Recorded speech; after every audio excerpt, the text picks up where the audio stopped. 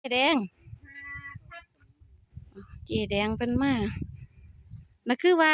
หาอยู่ไส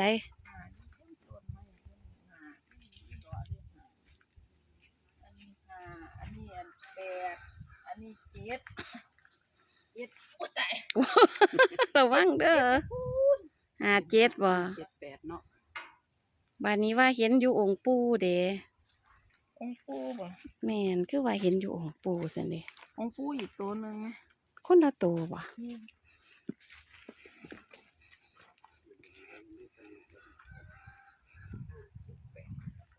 หกเก้าองค์ปูเนี่ย อยู่ไส นี่ โอ้เก้าป้าดเจ๊นี่มันมาพุ่มองค์พญานาคปู่ศรีสุโธนะ หกเก้าว่าซั่น องค์ปูหกเก้า มาและเห็นเลย เก้า